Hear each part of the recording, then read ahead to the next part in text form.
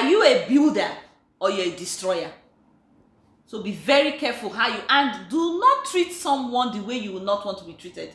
If you follow the golden rule, say do unto others as you want them to do. What you want them to do to you. There are some of the some actions we take, we will not take them.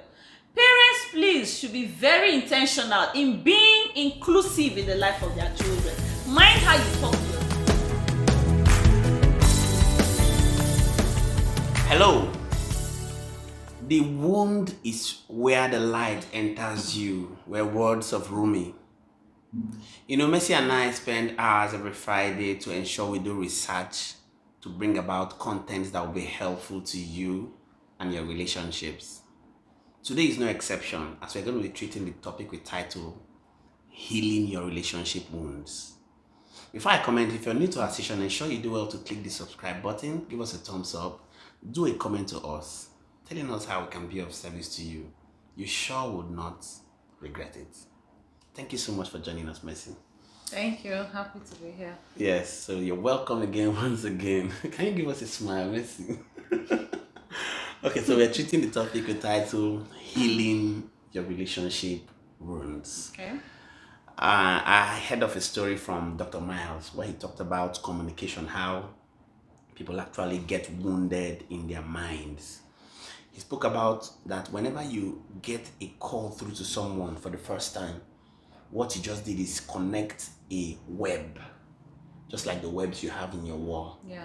That the second time you call the person again, it's like connecting a second web. That the more you communicate with a person, the more webs are connected, and it grows to an extent where you have webs that are like a broom used to sweep. Okay. And when those webs become so connected, it does not break. It can only be pulled. That when these webs are pulled, that is where it pulls with the heart. And you have heartbreak. Yes, you have blood rushing from it.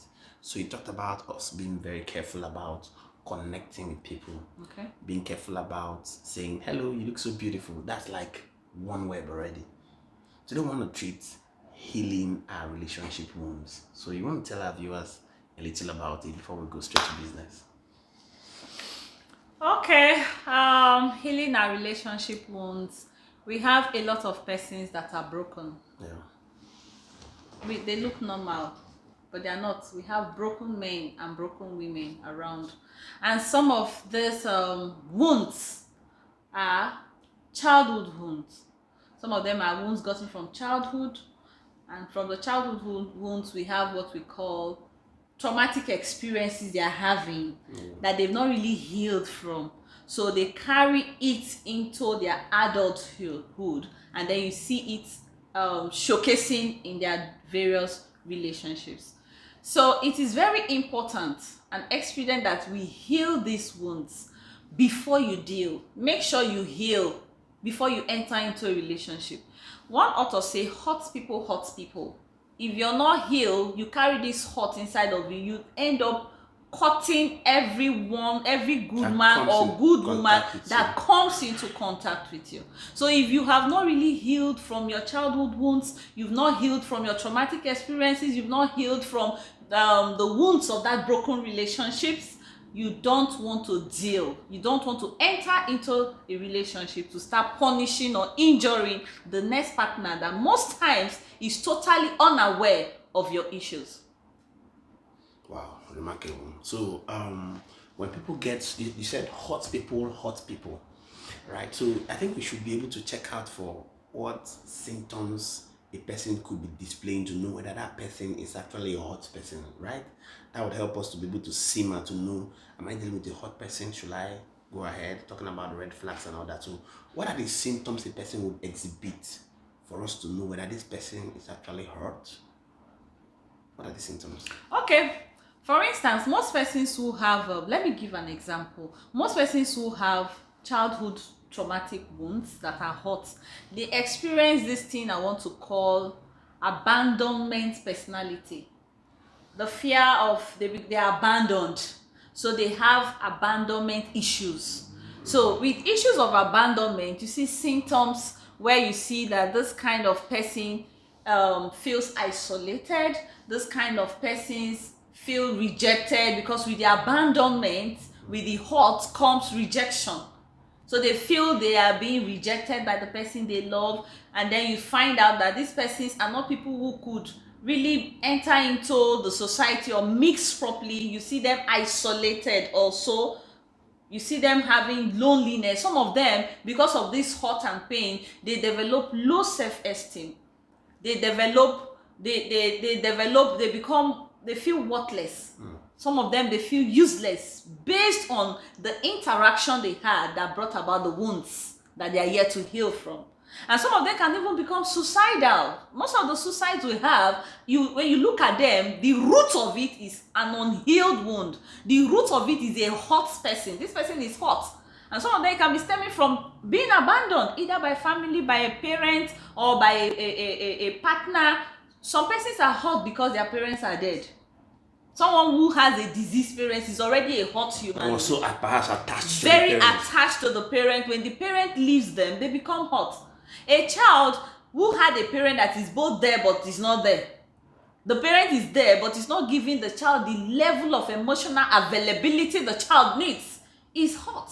Wow. And will have abandonment issues that might play out not even now, but in the future when they go into relationships with people. Wow.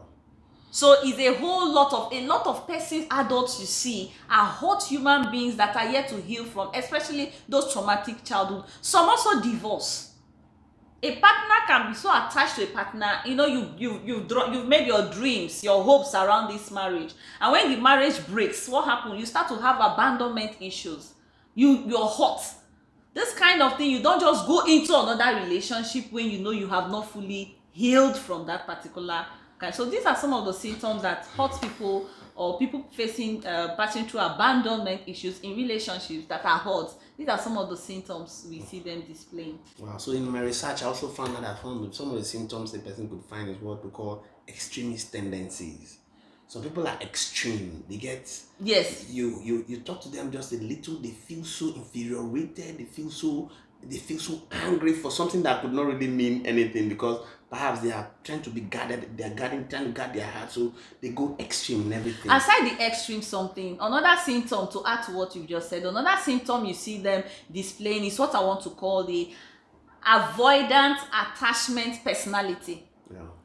What do I mean by avoidant attachment personality? You find out that this kind of persons come into a relationship, they are only happy with the chase, the period of the chase, when everything is honey, smooth, whatever. So they are attached to you at that particular time, but they are totally avoidant. They are not ready to be emotionally invested. And so the other party that comes into the relationship with their everything, they just find out that at some point you've lost interest. You're not there, because what? You don't want what happened to you in the past to repeat itself again. Another symptom you find out also people display in relationships, you find out that they enter into the relationship, before you break up with them, they break up with you. Any small quarrel, they say it's over, I'm not doing again, in fact it's over, and they tell themselves, the former relationship I entered, the man left me. So before a man will leave them, they leave the man. Before a girl will leave them, they leave the girl. So you find out that they are not people who are ready to enter into concrete relationship. They now even develop what we call philophobia. Some of them. What's philophobia? The fear of love. The fear of falling in love. When they find out they want to fall in love, they knock themselves. Wake up! They knock themselves. Wake up! This could be another danger. The danger. In fact, true love is a danger flag to them. When they see a man loving them, a woman loving them so much, what happens? They run. They fly away. And they're like, why can't this person open up to love? They have abandonment and pain issues. Okay, so we are going to be looking at how to treat wounded relationships, right? How to treat yourself if you're being wounded in the past. But before that, can we look at a little around the side effects? Right? Let's look at the side effects. What are the effects of a person who has been wounded? I know you've treated it a little, but can we delve into it a little as quick as possible before we go into how they can possibly be healed? Okay, people who are wounded and they are not healed, number one, they will lack concentration. A hot person is a hot person. Someone that is hot cannot be very efficient or effective, one, in their work environment. There is low productivity in everything that they do. So when they come to work, they are not smiling, they cannot, they are moody, they are sad, they are not, yes, they cannot easily mix up. Another thing you find out with people who are hot is they isolate themselves. You find out that they are just quiet. You see this person that always comes to work, they're not smiling, they're every time they're like this. You will say, this person is an introvert, or this person is a quiet person. Can we draw a line here? Because in my research as well, I found out that majority of the high flyers we have in life are men who have separated themselves. So I don't want it to look like no. When we talk about separating ourselves, yes, we have persons whose personalities are introverted, and we know that you cannot achieve the zenith of whatever you're called to do if you don't at some point go into a place of silence so you can hear. So that's why I want us to actually no, I'm not talking about that one. Okay. When God wanted to bless Abraham, what did he say? He said, Abraham, separate yourself. Exactly. Separate you, Paul and Barnabas. I'm not talking about the separation that comes with a futuristic productivity. Okay. As regards your vision, your mission, or your purpose, but a separation that you know that this person at some point was very productive in the working place, for instance. This person is an extrovert, is very lively, and very, all of a sudden this person becomes withdrawn. This person becomes isolated. This person is just find that this person is not productive anymore. So that's what I mean. At this particular time, you don't just want to, you want to check. You find that this another symptom you notice are these kind of persons, they have depression. They become very depressed. Now, depression is something that we don't really take cognizance of, especially when we see it displaying itself in people. You see someone that is not talking or laughing anymore. Sometimes you just feel, this person is too proud. Suddenly he's not greeting people. Suddenly she's not talking to people. This person might be passing through wounds. And this person is depressed. So you want to reach out. You want to find out why. And ironically, majority of people don't fake depression. They don't. We always fake like all is well, right? So majority of the times you won't even know that this person is going You might not even know, because they hide it as much as they can. So I think that if a person begins to have these side effects automatically and your productivity is going low, that can also affect your income. Right? I want to look at it from the income perspective. It will affect your income. It will affect your interpersonal relationship with people. Yeah. If you're married, it's going to affect you and your... See, let me tell you, people who are hot, they are not productive relationally. No. It will affect your relationship with your children. It will affect your relationship with your husband. It will affect your relationship in your working place. It will affect your purpose. That's if you've already understood what you're supposed to become. It will hinder it. Wow. It serves as a limitation to a lot of these things. So these are the side effects. So you really want to move towards healing. Exactly. So you become what God wants you to be. Okay, so can we move to the healing already, right? Okay. A lot of people are going through these things. With these side effects and all these things we have spoken, they should be able to identify that, obviously I'm wounded. What can they do at this point? What are the things they should do at this point to be able to make sure they begin the healing process already? Okay, from when you become hot, you have the fear of rejection, fear of commitment into relationship, you have the abandonment issues, you have the flight issues where you want to run away from relationships, you have the unavailability issue emotionally where you don't want to be emotionally invested in anyone, you have the philophobia where you want to run away from relationships. Apart from all those things that happens, the first thing you should understand, the first step towards healing is acknowledgement. Acknowledgement of the fact that you are hot. Become aware of it. The awareness of it, that you are wounded. You cannot treat somebody headache when the person doesn't know the person doesn't have a headache. Exactly. When you go to the hospital, the first question the doctor asks you, what are the symptoms? Yeah. You have to be inclusive in your healing process. Serious? So you have to be inclusive in your healing process. Wow, that's remarkable. It's not about someone. You want to be very inclusive and intentional inclusiveness in your healing process. Yeah. So you become aware. Now I know I am hot. Accept it. The best way to face your fear is to face your fear. The fear of the hurt, the fear of whatever people will do to you. And then the second thing you have to know is understanding that whatever caused that hurt, whoever caused that hurt, should be avoided. Thirdly, whatever had made this to happen, or whoever had made this to happen, know that it is just a part. You should not generalize it to say, because a man left me, because a woman left me, because my mother left me, because my father left me, I am hurt, I am abandoned. Meaning everyone I meet is going to do what? Leave me or hurt me. So understanding that there are good people, so you give relationships a chance to flourish. You give your marriage a chance to flourish. You don't bring the memories and the wounds from the past into what is happening to you right now. You want to also, the number 4 thing you do, you want to be able to communicate effectively your feelings. How do you feel about this thing? When you talk about your hurts, you give it opportunity for you to heal. You don't put it inside of you and allow it to become an acid. But at this point, I think it will be nice to chip in that you need to communicate to the right person. To the right. When I say communicate, it's not just talking. Yeah. It's talking to the right person. If possible, talking to a therapist. Yes, if possible, exactly. meet if a counselor. Possible, if you can afford it, get a therapist. Yeah. A therapist, a counselor that understands these dynamics. And then they take you through the healing process. And this person had to be somebody that is loving enough, considerate enough, patient enough.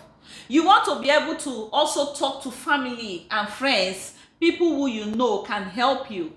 You don't keep such issues to yourself, because these are one of the causes of the high rate of suicide we find out in our societies today. The internet is filled with lots of stories of people who think they are high flying in their careers, and before you know, they are dead. These are people who are carrying childhood traumas. The roots of their pain has not been addressed. So you want to, yes, because it has not been addressed, we cannot just cut off the branch when the root is still very firm rooted in the soil. So we need to uproot it. So we go down to our roots. What's the cause of the pain? And we start the healing from there. I want to also add something. You have to talk to God about it. Aside, after you've gone to the therapist, you've talked to people, you've been able to accept the fact that you're hurt. Yeah, get spiritual help. Get spiritual help, yes. Yeah. Get spiritual help. The Bible made us to understand that. It said he heals the brokenhearted and he binds our wounds. In Proverbs, your heart, your pain and everything, get spiritual help. Talk to God about it. So I think this is one of the high points. Because you can't be talking about healing the soul without talking about the originator and maker of the soul. Yeah, so truth is we don't want to talk about making recommendations, but you need to get back to the roots of your spiritual inclination, right? Good. Because that's one of the things that will help you quickly to heal. So heal. Yes, beyond the therapies, beyond the strategies, but it's also advisable most of the time that if you can possibly connect with the right people at that time. You don't want to be alone at this point. You shouldn't be alone. You don't want to be with the wrong people. It's a time to perhaps meet with the right people, take some time out. Yes. So you don't get yourself injured and hurt the more. Not people also who don't understand, because some things you might be telling to some person to say, are you the first person to pass through this one? Won't you stand up fast? Every time you're just being sad. That's why we spoke about meeting professionals. Good. Yes, in this regard.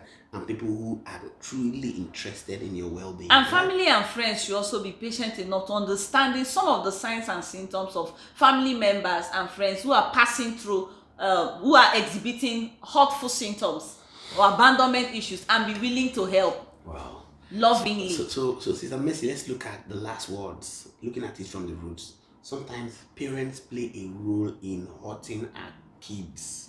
Sometimes spouses play a role in hurting our spouses that will make them to become hurt. Sometimes bosses play a role in hurting by abusing staff members. Do you have any last words for them? People who use abusive words on their staff, on their children, and their spouses. Do you have any last words for them? My last words to spouses who hurt, abuse, and damage their spouses. We should know that for every of our actions, there is always, whatever we put in to somebody's life, something comes out back. Yes. Whatever we sow as a seed is going to germinate. There should be an intentionality in knowing that we are either building somebody or breaking somebody. Exactly. The marriage itself will either make you or break you. So are you a builder or you're a destroyer? So be very careful how you, and do not treat someone the way you will not want to be treated. If you follow the golden rule, say do unto others as you want them to do. What you want them to do to you. There are some of the some actions we take, we will not take them. Parents, please, should be very intentional in being inclusive in the life of their children. Mind how you talk to your child. Because their children does not warrant you to abuse them at all. Because it affects their future. It affects them, their future. It affects them mentally. It affects them psychologically, spiritually, educationally, all round. And you see this in playing out when they become adults. Wow. They start portraying some of these symptoms when they enter into interpersonal relationships. Say, my son cannot do this. My son is busy. Affects their career. And ultimately affects their future. Their finance too is affected. So what do you have to say to bosses who abuse? I'm really very interested in looking at this topic. There are bosses who abuse their staff. We discussed it here sometime ago when we were talking about leadership and management. It's so absurd, and majority of workers sometimes, because that seems to be their only hope, they don't go, but they are there dying in pains. What do you have to say to some bosses? One of the qualities of a leader: you don't lead through intimidation, you don't lead through abuse. If your definition of leadership is through intimidation, is through abuse, is through the show of superiority on your staff, you don't know how to lead at all. Wow. The word leadership is servanthood, is a call to service. You lead through example. Exactly. You don't lead by being bossy, lead by being intimidating, lead by abusive, lead by being abusive, lead by being controlling, lead by... You don't lead that way. You lead by example. Lead by example. So bosses are called to lead by example. Thank you so much, Sister Mercy. I know you can go on and on. I know it's been an interesting time. I know a lot of people have learned a lot. Thank you. You want to get in contact with us, hit the subscribe button, because we're going to be bringing insightful content to you that would help you. Knowledge is power, they say. Don't ignore this knowledge. Hit the subscribe button, give us a thumbs up, do us a comment. We can get across to you, we can talk to you, we can help you out in situations like this. Yeah. Sister Mercy, thank you so much and we're going to be here next week Friday again. We have a lot of packages for you. Thank you.